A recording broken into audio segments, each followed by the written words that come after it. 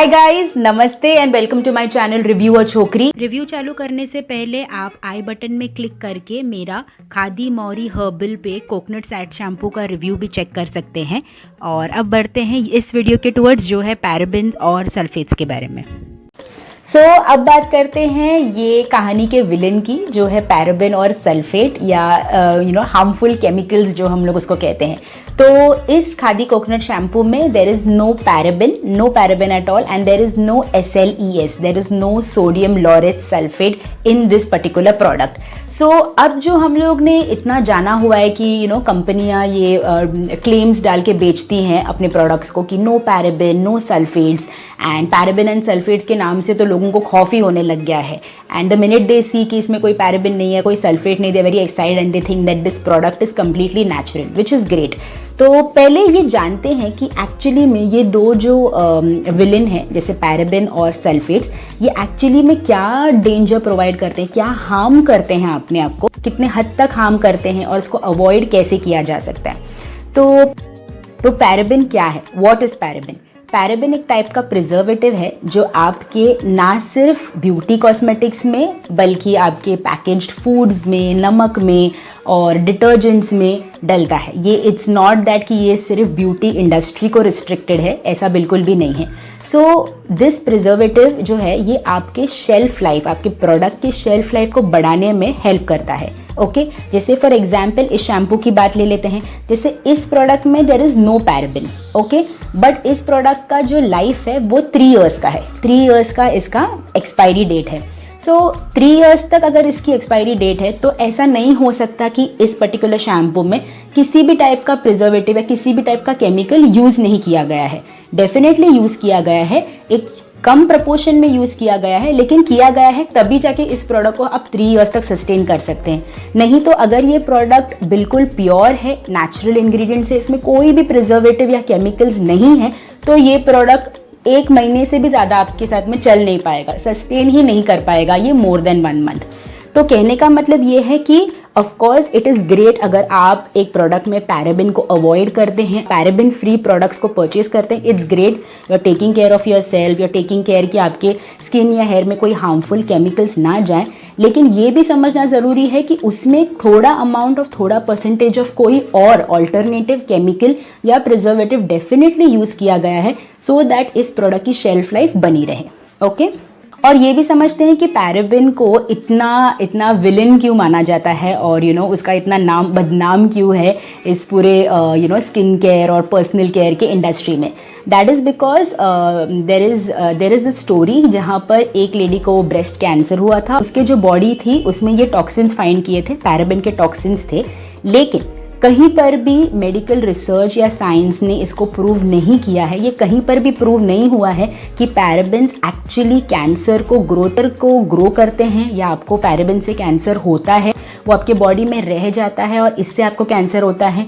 ये कहीं पर भी साइंटिफिकली या मेडिकल ने इसको प्रूव नहीं किया है। So that is absolutely not true. और ये सोचने की बात है कि अगर ये पैराबेन इतना बुरा होता तो ये एकदम ही बैंड होता। ये किसी भी प्रोडक्ट में, किसी भी टाइप के प्रोडक्ट में, फूड प्रोडक्ट में ये बिल्कुल डलता ही नहीं। ऑफकोर्स अगर ये डलता है तो उसको एक पर्टिकुलर फॉर्मुलेशन होता है, उसका अपना एक परसेंटेज होता है, जितना परसेंटेज में उसको वो ऐड करते हैं। फॉर एग्जाम्पल मैंने ये रिप्रेजेंटेशनल पर्पज़ के लिए ऐड किया गया है, इसमें मैंने पैराबेन ऐसे लिखा हुआ है, एक्चुअली में पैराबेन नहीं है। बट अगर मैं इस कॉन्सेंट्रेटेड पैराबेन को year by year every year use करूँ, हर रोज़ यूज़ करूँ इस कॉन्सेंट्रेटेड फॉर्म में, तब जाके मुझे इस केमिकल से या इस प्रिजर्वेटिव से हार्म हो सकता है। दैट इज़ व्हेन मेरे को इससे एक्चुअली में साइड इफ़ेक्ट्स होंगे। लेकिन जब भी ये बाकी सारे प्रोडक्ट्स में डलता है प्रिजर्वेटिव्स के नाम पे, तब इसका एक टाइप का जैसे मैंने कहा परसेंटेज होता है, उसका फॉर्मुलेशन होता है, एंड अगर ये कभी ज़्यादा हुआ तब जाके ये आपको साइड इफ़ेक्ट्स दे सकता है। जैसे कि अभी I am wearing this lipstick and I am wearing makeup, तो ये मेरे लिपस्टिक में भी पैराबेन है, मेरे जो कॉम्पैक्ट मैंने यूज़ किया है उसमें भी पैराबेन है। बट द डिफरेंस इज कि जब ये वीडियो हो जाएगा, I have put on this makeup for this video, जब ये वीडियो हो जाएगा so I will use a makeup remover और मैं इसको अपने फेस से वाइप आउट कर दूंगी and I will use a face wash and clean my face.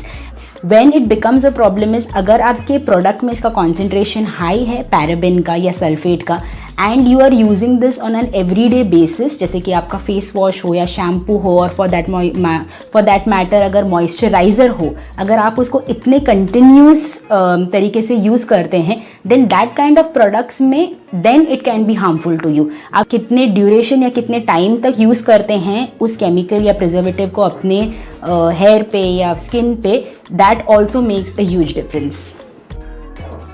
और अब बात करते हैं सल्फेट्स की। जैसे इस प्रोडक्ट में there is no SLES, there is no sodium laureth sulphate, there is another surfactant जो SLS है, लेकिन SLS that is sodium lauryl sulphate और SLES that is sodium laureth sulphate, इन दोनों में काफ़ी डिफरेंस है। जैसे कि SLES जो है वो एक सर्फेक्टेंट है, वो एक फोमिंग एजेंट है, वो आपके डिटर्जेंट्स में, शैम्पूज में, बॉडी वॉशेस में, सोप्स में यूज़ किया जाता है as a foaming agent, foam provide करने के लिए, और it's an excellent cleaning agent as well.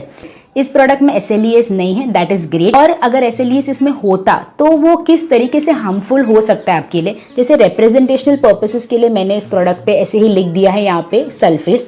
अगर आप इतना कॉन्सेंट्रेटेड SLES अगर आप अपने चेहरे पर, आपके स्किन पर, हेयर पर या बॉडी पर अपने आप को सोक करके रखते हैं, इतना concentrated, without any formulation, without any mixing, तब ये आपको हार्मफुल हो सकता है, तब ये आपको एक्चुअल साइड इफेक्ट्स देगा। That is how bad it can get if you use it in a concentrated manner. लेकिन when it is used in shampoos and detergents etcetera, उसका एक फॉर्मुलेशन होता है, उसका अपना एक परसेंटेज का लेवल होता है।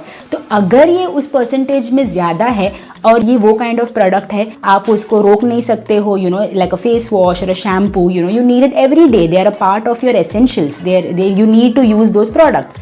सो उस काइंड ऑफ केसेस में तब ये आपको हार्म कर सकता है। इसलिए इसका कॉन्सेंट्रेशन है, अगर वो ज़्यादा है and if you are using it for a very long time, then it can give you side effects.